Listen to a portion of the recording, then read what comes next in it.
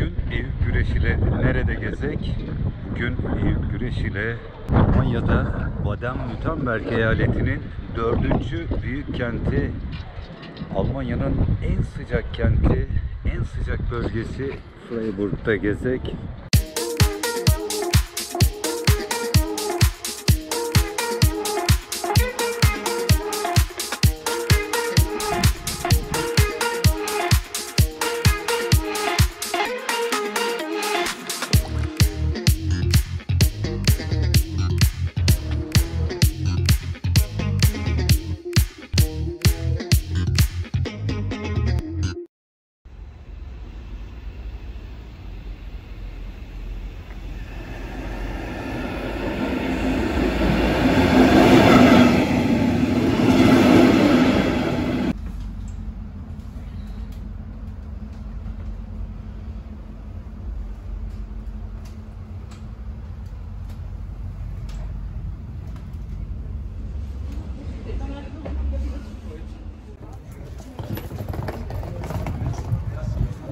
Engen'den yaklaşık 25 dakikalık bir yolculuk sonrası Donaueschingen'deyiz. Evet, Freiburg'dayız. Hauptbahnhof'ta indik. Şimdi Frankfurt'un merkezine doğru ilerliyorum.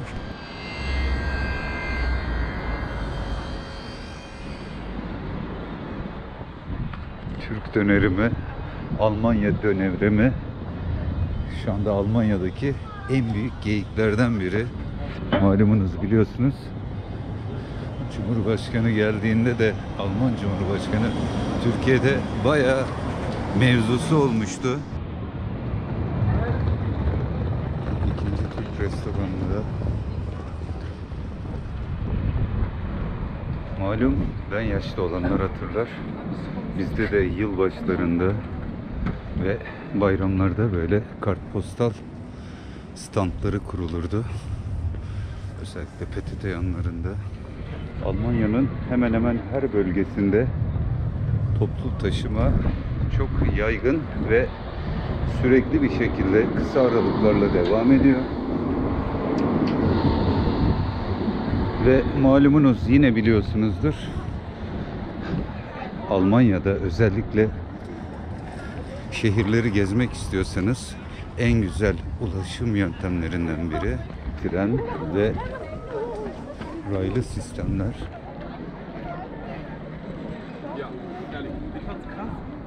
Tabii bisiklet kullanımı da çok yaygın.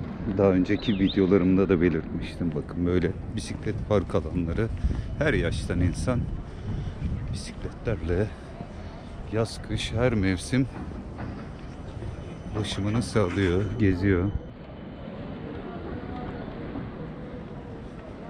Freiburg, Almanya'nın en eski üniversitelerinden birine sahip.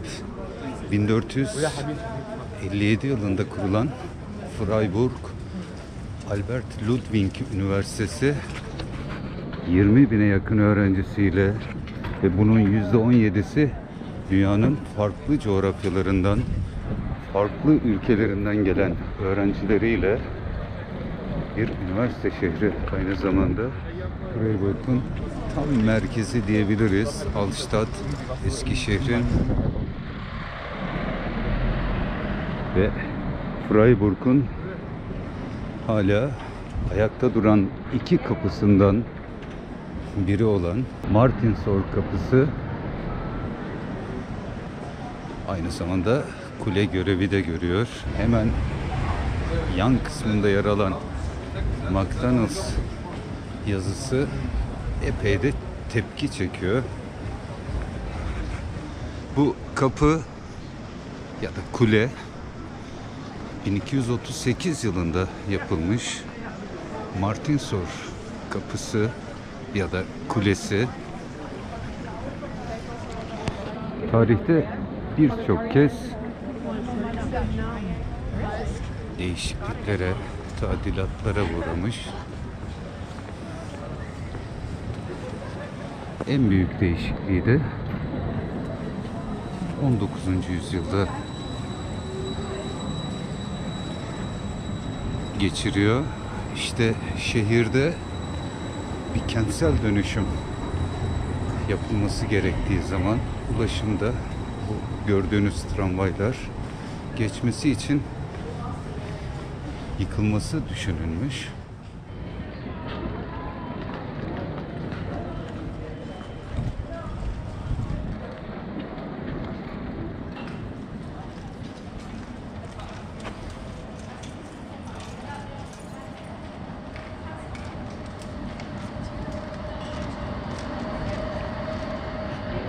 Şehir kapısı olarak inşa edilen bina bazen temerrüde düşen borçlar için bir hapishane görevi de görmüş bazı dönemlerde. 1969 yılına kadar şehir tarafı San Martin'in bir portresiyle süslenmişti. Adı Martinsor kapısının adı buradan geliyor. Porte of San Martin 4. yüzyılda Fransa'da yaşayan gezginlerin ve askerlerin koruyucu azizidir. Adını da buradan alıyor.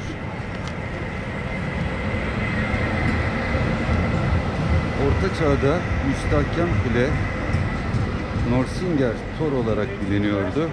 Çünkü geçit kapısı aynı adı taşıyan belediyeye doğru ilerliyordu.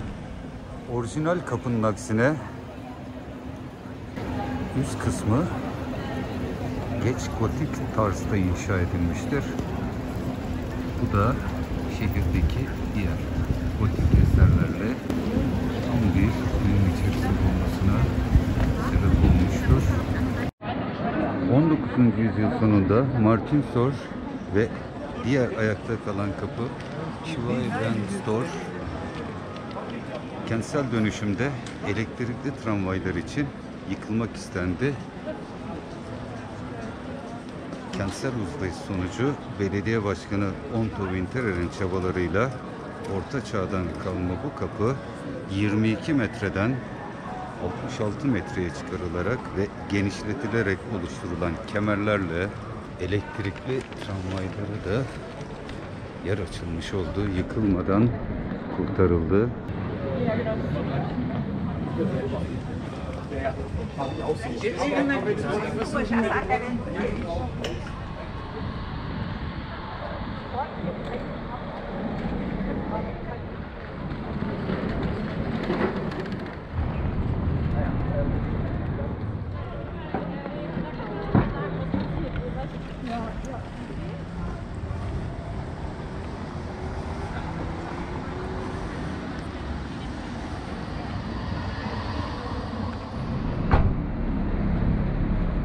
Yerdeki taş döşemeleri de gerçekten çok güzel.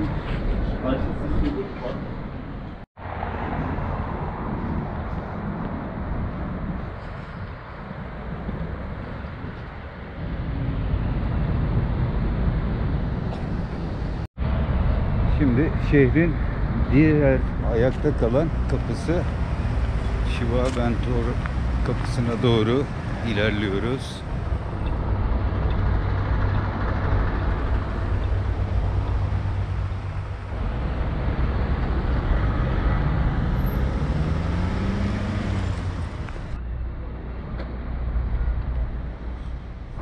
Ve şehrin ayakta kalan diğer kapısı Schwalbentor. Hala ayakta kalan bu 5 kapıdan diğer ikincisi.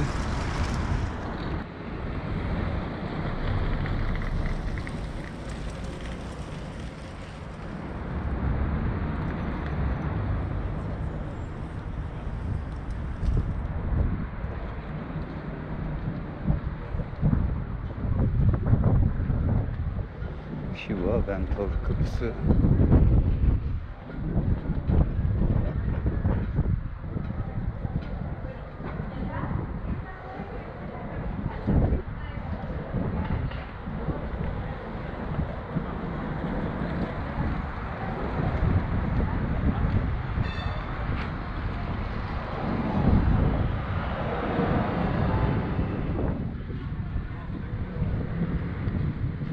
Schwalbentor 13. yüzyıl ortalarında 1250 yılında vatandaşları korumak amacıyla surların içinde bir şehir kapısı olarak yapılmıştır. Tuz yolunu geçen herkes Dires-On Köprüsü'nü geçebilir ve Karaorman'ın en önemli ticaret yollarına ulaşabilirdi. Ve şimdi biz o Dires-On Köprüsü'ne doğru ilerliyoruz.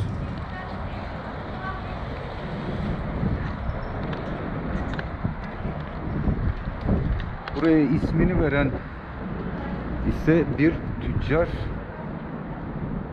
bu rotadan Freiburg'a gelerek şehre aşık oluyor ve şehri satın almak için birkaç fıçı para ve altın dolduruyor. Tabi ters istikametten geliyor şehre, bu şekilde geliyor. Tabi bu Freiburg aşkına pek anlam veremeyen eşi, hanımı bir oyun oynuyor. Şivayvalı bu tüccara o fıçıların içindeki altın ve paraları çıkarıp yerine çakıl ve kum dolduruyor. Tabi şehri satın almak için geldiğinde işte pazarlığa oturuyor ve fıçıları açtığında içinden kum ve çakıl çıkınca şaşırıyor ve şehirde alay konusu oluyor.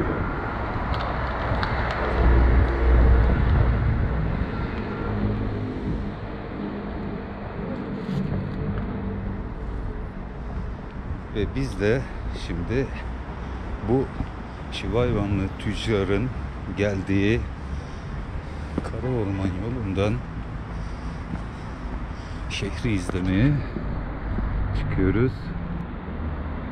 Ve yükseldikçe şehrin manzarası da ortaya çıkmaya başlıyor. Freiburg Katedrali epey dik ama çok öyle rahatça, keyifli çıkabileceğiniz bir yer. Daha yakın dinlenme yerleri. Muhtemelen aşağıya asansör deniyor ama özellikle çıkmadım. İşte Scholzberg'e doğru ilerliyoruz. Savolovlian hanedanının düklerinin neredeyse 1000 yıl önce Scholzberg'e adını veren Burgholden Kalesi'ni inşa ettikleri yere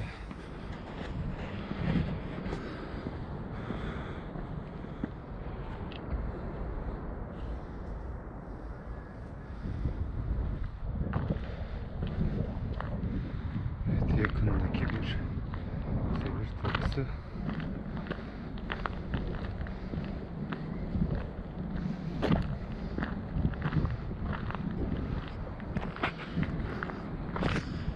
İşte Konemplatz, tepedeki seyir yeri ve aşağıda Freiburg, Almanya'nın en sıcak bölgesi diyebiliriz.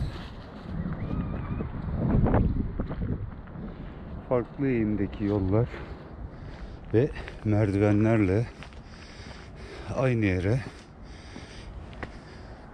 kondisyonunuza göre ulaşma şansına sahipsiniz. Ve Freiburg'un arması.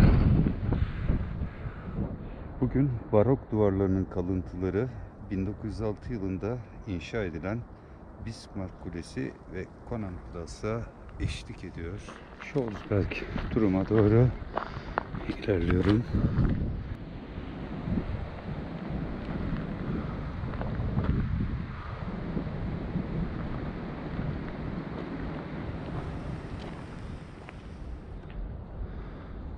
Scholbergsturm. Evet, zirvedeyiz. Scholbergsturm. Böyle basamaklarla zirveye çıkacağız. Manzaranın artık zirvesi diyebiliriz.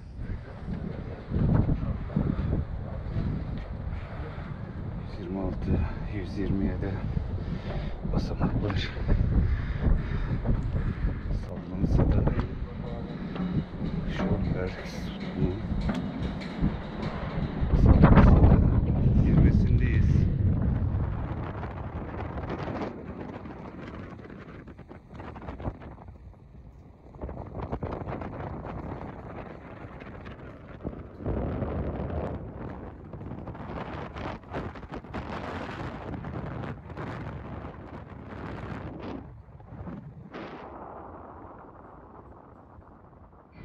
Dobre.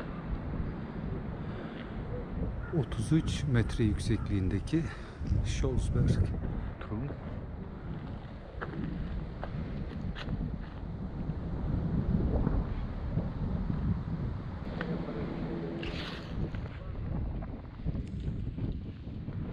Freiburg, Almanya'nın güneybatısında Baden-Württemberg eyaletinin 4.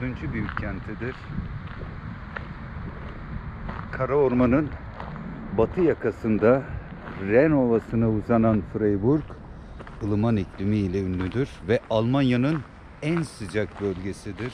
Üç ülke üçgeninde bulunan Freiburg, Fransa'ya 25, İsviçre'ye 60 kilometre uzaklıktadır. Geçmiş zamandan kaynaklanan zenginliği, Orta Çağ'daki Karaorman'da çıkarılan gümüş madenlerinden elde etmiştir.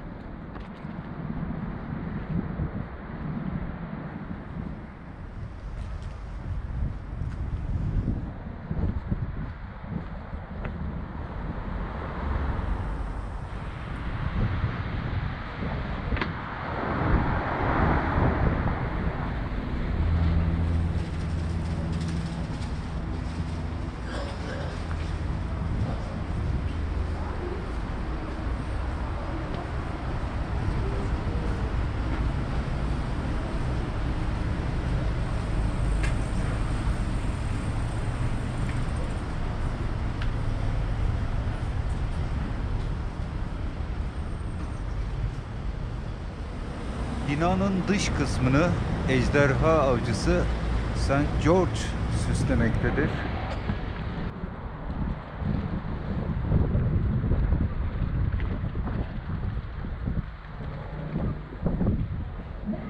Şehirde böyle sayısız kanallar, arık deriz bizler, süslemektedir. Bu kanallara düşen kişiler ya Freiburg'dan evlendiği ya da Freiburg'a tekrar geleceği halk arasında anlatılmaktadır.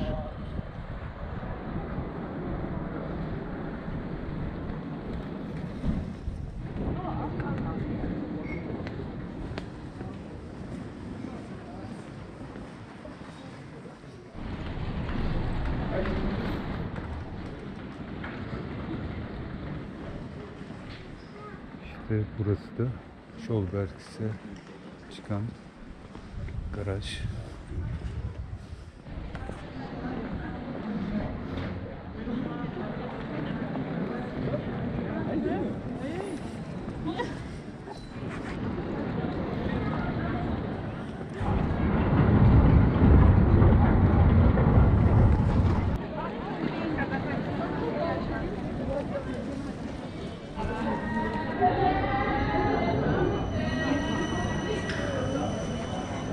Ve Freiburg, Münster, Freiburg'un en tarihi yerlerinden. İnşaatı 300 yıldan fazla sürmüştür. Ünlü sanat tarihçisi Jakob Burckhardt'ın 1869 gibi erken bir tarihte dünyanın en güzel kulesi olarak adlandırdığı 116 metre yüksekliğindeki bu Batı Kulesi'dir.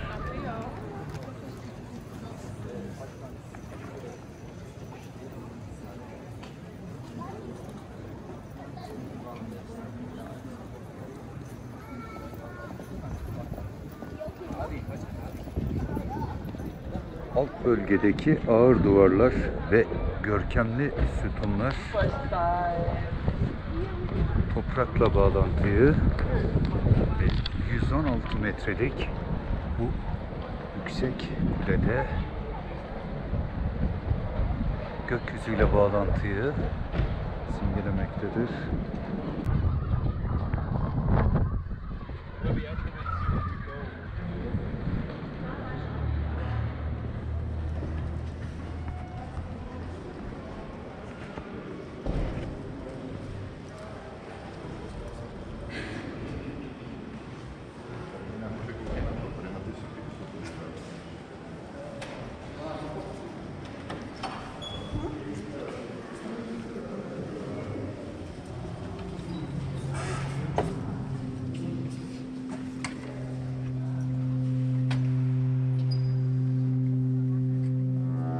İçindeki vitraylardaki incelik gerçekten de eşsiz güzellikte.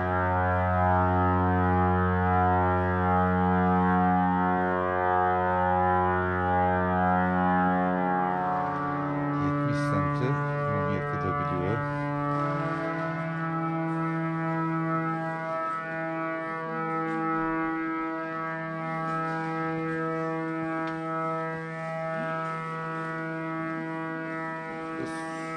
Soba sanki ama kilit var. Belki de hayır kasası diyebiliriz.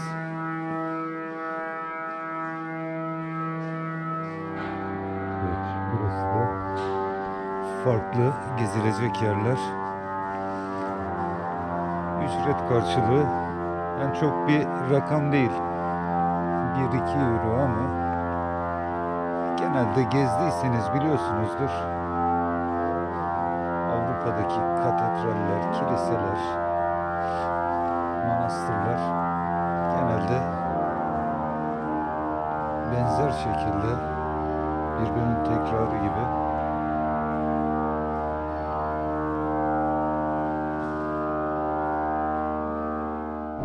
Gotik dönem tarihinde tamamen açık bir şekilde inşa edilen ilk yapıydı.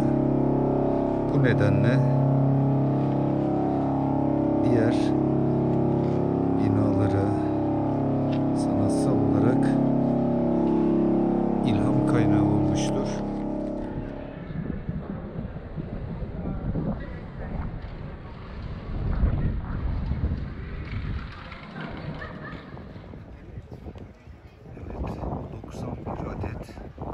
Gargoyler, Fransızca gargole kelimesinden türetilen bir gotik sanatsal tarz 91 adet var Freiburg Münster'de.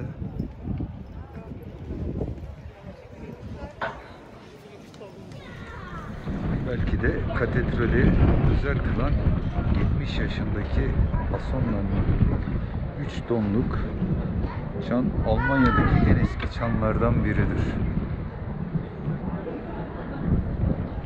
Sesleri şüphe götürmez, melankolik, yüksek ve nettir.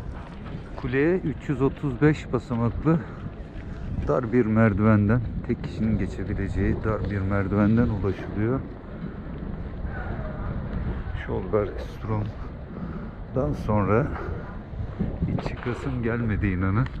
Zaten Schlossberg'den Freiburg'un manzarasını bu Freiburg Münster'de dahil fazlasıyla görmüş oldum.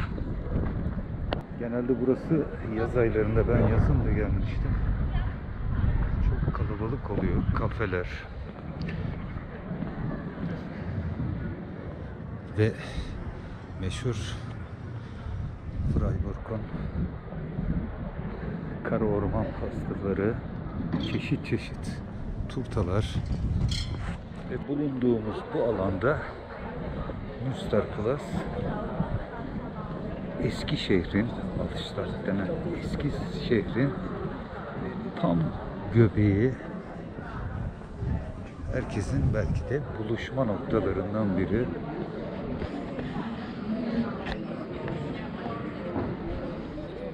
Hemen Münster Plus'ta Zweigelt Münster'in arka tarafında yer alan yapılar.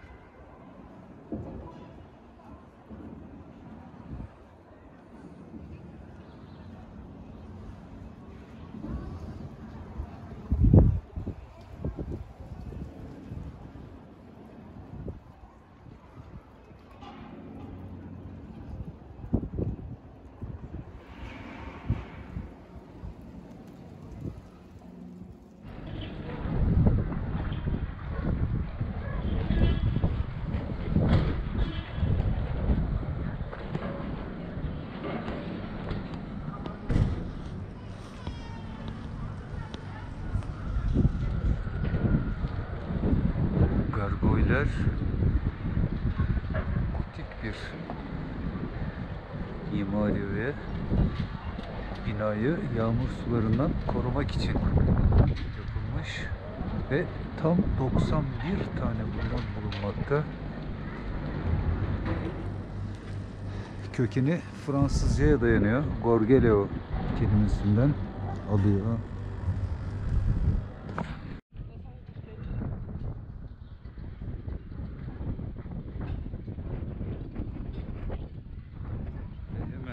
Yine Münster Plus'ta kara orman pastası yiyebileceğiniz en iyi kafelerden biri.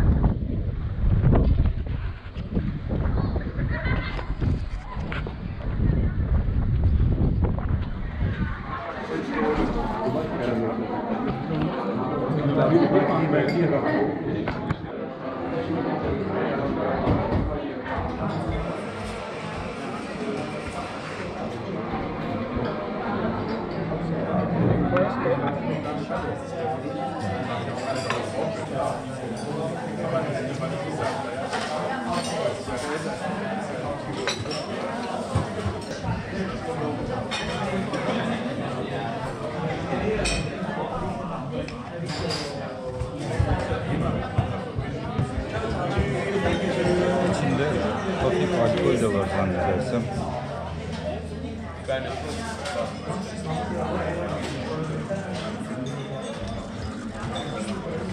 Evet, alkol var.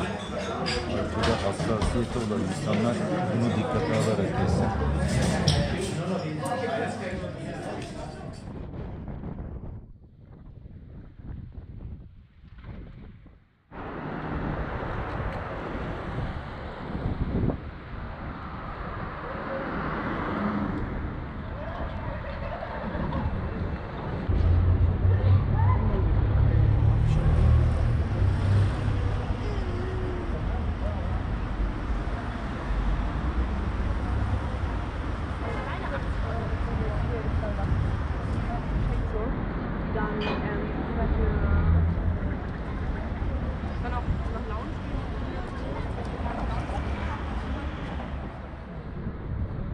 Almanya'nın olmazsa olmazı, vazgeçilmezi bugün 18 Aralık Noel pazarları.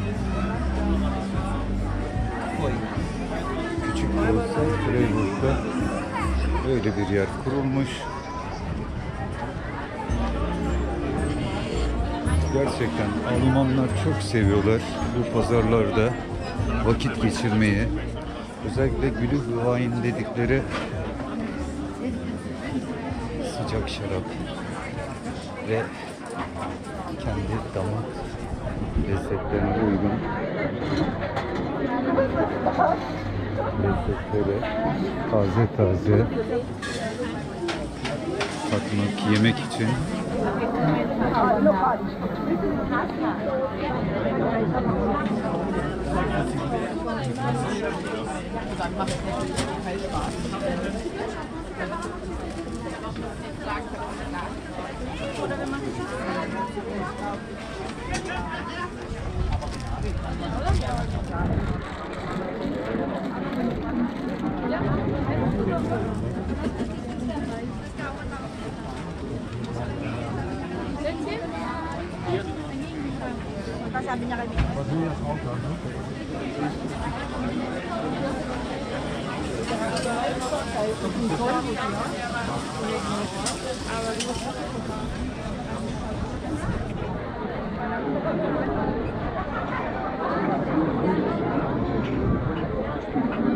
Genauso dann tatsächlich dazu können Sie eine XP oder sonst was nehmen.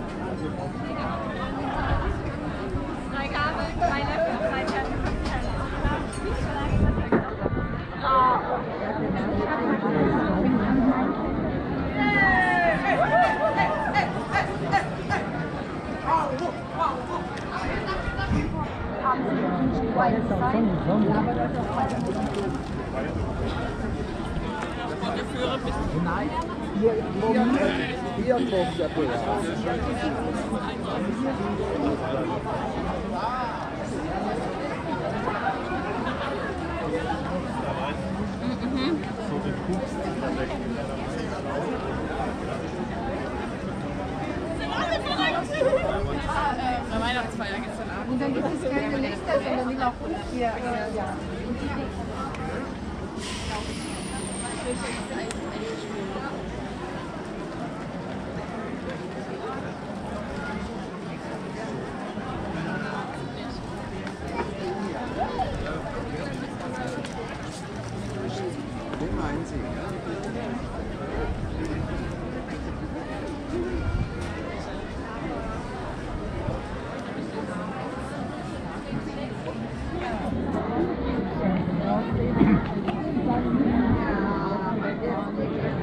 Evet, Freiburg'u nacizane sizinle birlikte gezmeye çalıştım.